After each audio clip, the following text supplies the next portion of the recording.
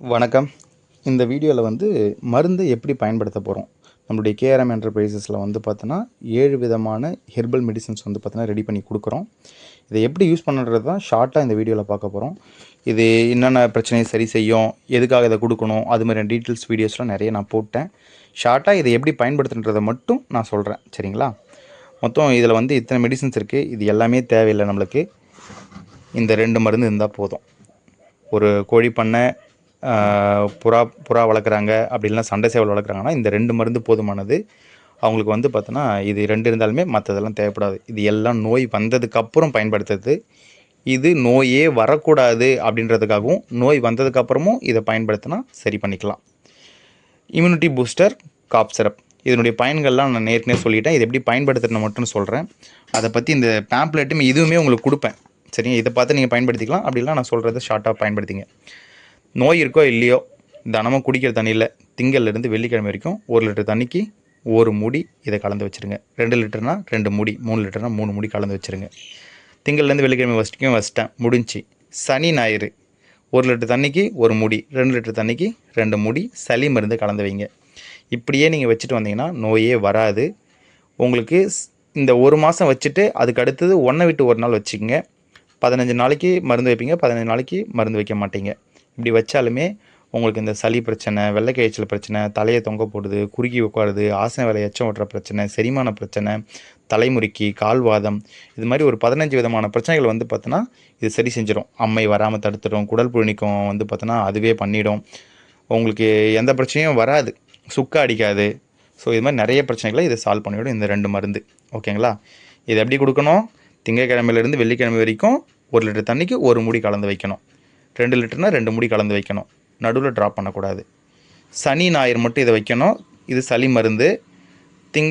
சனிக்கிழமை 1 லிட்டருக்கு 1 மூடி, ஞாயிற்றுக்கிழமை 1 லிட்டருக்கு 1 மூடி குடிக்கிற தண்ணியில் கலந்து வச்சா போதும் மருந்தை. 5 லிட்டர் வைக்கணும்னா 5 மூடி வைங்க. 10 லிட்டர் வைக்கணும்னா 10 மூடி வைங்க, சரிங்களா? இல்லை எனக்கு ரொம்ப சின்ன சிக்ஸ் இருக்குன்னா 1 மூடி எக்ஸ்ட்ரா கூட கலந்து வைக்கலாம். நல்ல ரிசல்ட் கிடைக்கும். 1 டே சிக்கிலேருந்தே கொடுக்கலாம் நீங்கள், ஓகேங்களா? இது 6 மாதம் வரைக்கும் கிடாது. நல்லா வச்சுக்கலாம். நல்லா மூடி யூஸ் பண்ணதுக்கப்புறம் நல்லா டைட்டாக மூடி வச்சுருங்க, ஓகேங்களா? இதுதான் இதை பயன்படுத்தக்கூடிய மெத்தடு. இதை பயன்படுத்தினா மற்ற மருந்துகள் தேவையில்லை, தேவைப்படாது. அந்த அளவுக்கு நல்ல ரிசல்ட்ஸ் கொடுக்கும்.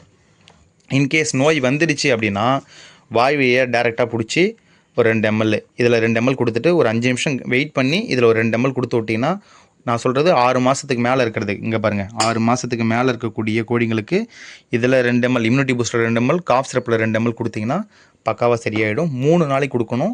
2 வேளை கொடுக்கணும். காலைல ஒரு வேளை, பொழுதுக்கு ஒரு வேளை கொடுக்கணும். கழிச்சலாக இருக்கட்டும், சளியாக இருக்கட்டும், இல்லை உங்களுக்கு வேறு ஏதாச்சும் ஒரு பிரச்சனை வருது, குறுகி உட்காண்ட்ருக்கு, செரிமானம் ஆகலை அப்படின்னா நீங்கள் இதை கொடுத்தாலுமே போதும். இல்லை எனக்கு கொஞ்சம் கிளியராக தெரியுது, என்ன பிரச்சனைன்றது தெரியுது, கழிச்சல் தானா, இந்த மருந்து மட்டும் கொடுத்தா போதும். 2 ml கொடுத்தா போதும், சளி மருந்து தேவையில்லை. இல்லைங்க கழிச்சல்லாம் கிடையாது, வெறும் சளி தான் அப்படின்னா இதை மட்டும் சிரிஞ்சு எடுத்து வாய் வழியாக டேரெக்டாக 2 ml காலைல பொழுதுக்குன்னு சொல்லிட்டு தொடர்ந்து ஒரு 3லேருந்து 4 நாள் கொடுத்தீங்கன்னா கம்ப்ளீட்டாக சரியாயிடும். இதுதான் கொடுக்கக்கூடிய மெயின் மெத்தடு. இது கொடுத்தாலுமே போதும், வேறு தேவைப்படாது.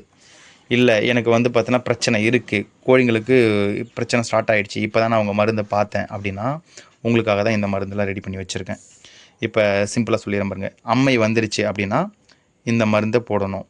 எப்படி போடணும் அப்படின்னா, மேலே இந்த அம்மை வந்த கொப்பளத்துக்கு மேலே முதல்ல வெள்ளையாக ஒரு துணி எடுத்து, இல்லை காட்டன் துணி எடுத்து, பஞ்சு எடுத்து தண்ணியில் தொட்டு தொடச்சிடணும். க்ளீன் பண்ணிவிட்டு அதுக்கு மேலே இந்த மருந்தை தொட்டு தடவி விட்டிங்கன்னா உங்களுக்கு ஒரு 3 நாள் தடவணும். காலையில் பொழுதுக்க 2 வேளையும் தடவணும்.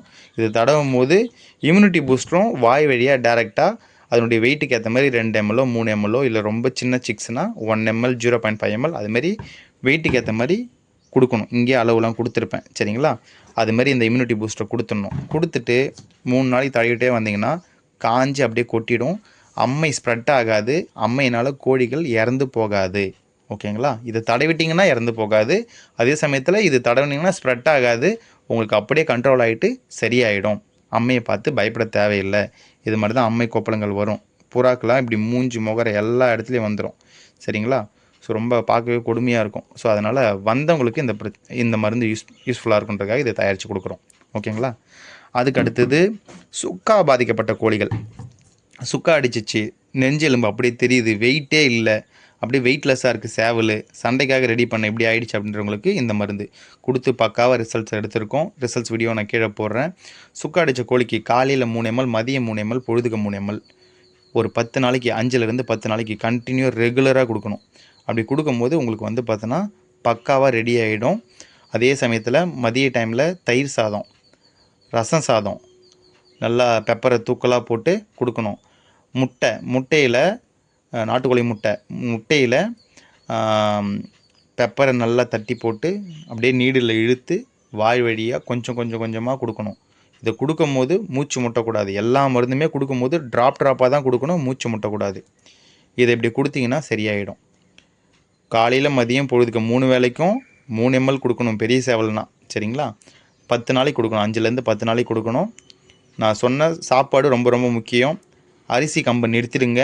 நிறுத்திட்டு சோறு, அதாவது தயிர் சாதம், அதுக்கடுத்து வந்து முட்டை, ரசம் சாதம், ரஸ்க்கு இதெல்லாம் நீங்கள் கொடுக்கலாம். கோழி தீவனம் ஸ்டார்ட்ரு இல்லை ஃபினிஷர் அது கொடுத்துக்கலாம். கொடுத்தீங்கன்னா உங்களுக்கு ரிசல்ட்ஸ் கிடச்சிரும். இதெல்லாம் நோய் வந்ததுக்கப்புறம். குடல் புழு நான் பார்க்குறேங்க தொங்குது அடிக்கடி, வெளியில் இப்படி அது ஆசன வாயை வெளியே தள்ளுது அப்படின்னா புழு இருக்குன்னு அர்த்தம். வெயிட் லாஸ் ஆகுதுனாலும் புழு இருக்குன்னு அர்த்தம். புழுங்களை சரி பண்ணுறதுக்காக இந்த மருந்து. புழு இருக்கோ இல்லையோ மாதத்துக்கு மாதத்துக்கு ஒரு வாட்டி இல்லை 2 மாதத்துக்கு ஒரு வாட்டி டிவார்மிங் கொடுத்துடணும். கொடுத்துட்டிங்கன்னா நல்ல ரிசல்ட்ஸ் கிடைக்கும். இந்த சுக்கா மருந்தை பயன்படுத்துறதுக்கு முன்னாடி இந்த குடல் புழு நீக்கம் பண்ணிவிட்டு நீங்கள் சுக்கா மருந்தை பயன்படுத்திங்கன்னா பக்காவான ரிசல்ட்ஸ் கிடைக்கும், உடனே ரிசல்ட்ஸ் கிடைக்கும், சரிங்களா? இது எப்படி பயன்படுத்தணும் இந்த குடல் புழு நீக்கம் அப்படின்னா, வாய் வழியாக டைரெக்டாக பெரிய கோழினா 5 ml கொடுத்துடணும். 5 ml கொடுத்துட்டு 2 மணி நேரத்துக்கு வேறு எதையுமே கொடுக்கக்கூடாது. காலையில் ஒரு 5-6 மணிக்கு நீங்கள் பிடிச்சி போடுறீங்க அப்படின்னா 7-8 மணி வரைக்கும் வேறு எதுவுமே கொடுக்கக்கூடாது. தண்ணி கூட கொடுக்கக்கூடாது. 8 மணிக்கு மேலே நீங்கள் வேறு எது வேணாலும் கொடுக்கலாம், சரிங்களா? அப்படி கொடுத்தீங்கன்னா புழு எல்லாம் செத்து வெளியில் வந்துடும். புழு உற்பத்தி ஆகாது. அந்த அளவுக்கு இதில் வந்து பார்த்தோன்னா கசப்பு தன்மை இருக்குது. புழு உற்பத்தி ஆகாத அளவுக்கு எல்லா இன்க்ரீடியன்ஸும் இதில் உள்ளே போட்டிருக்கோம், சரிங்களா? இது ஒரு 150 ரூபா தான் வரும். 100 கோழிங்களுக்கு நீங்கள் பிடிச்சி போடலாம். அதுவே சின்ன கோழி 3 மாதத்துக்கு கம்மியாக இருக்குன்னா அதுக்கு வாய் வழியாக டைரெக்டாக போட தேவையில்லை. தண்ணியில் குடிக்கிற தண்ணியில் ஒரு முடியோ 2 முடியோ கலந்து வச்சுருங்க. உங்களுக்கு அதுவே நல்ல ரிசல்ட்ஸ் கிடைக்கும், சரிங்களா? 3 மாதத்துக்கு மேலே டிவார்மிங் பண்ணுங்கள், நல்ல ரிசல்ட் கிடைக்கும். மாதம் ஒரு வாட்டி பண்ணால் ரொம்ப நல்லது. இல்லை 2 மாதத்துக்கு ஒரு வாட்டி பண்ணிங்கன்னா பிரச்சனையே வராது, ஓகேங்களா? இது அதுக்கடுத்து வந்து பார்த்தோன்னா இது கிருமி நாசினி. இது வந்து நோய் வராமல் தடுக்கிறதுக்காக யூஸ் பண்ணுறது தான். 1 லிட்டர் தண்ணியில் 100 ml, 10 லிட்டர்னால் 1 லிட்டரு கிருமி நாசினி கலந்து ஃபுல்லாக ஸ்ப்ரே பண்ணி விட்டிங்கன்னா, ஒரு 10 நாளைக்கு ஒரு வாட்டி ஸ்ப்ரே பண்ணி விட்டிங்கன்னா அந்த ஸ்மெல்லு வராது. அந்த எச்சத்தினால வரக்கூடிய அமிலங்கள், அந்த அம்மோனியா கேஸ்லாம் வந்து பார்த்தீங்கன்னா ஃபார்ம் ஆகாது.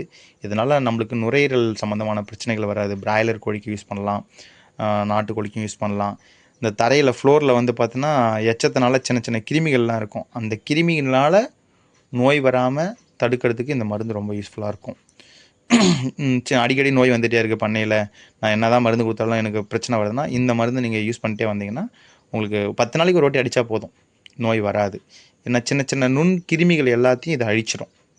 கோழி மேலே பட்டாலும் ஒன்றும் ஆகாது.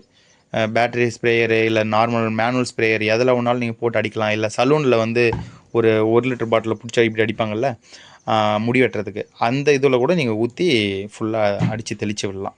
தெளிச்சிங்கன்னா உங்களுக்கு நோய் வராது, ஓகேங்களா?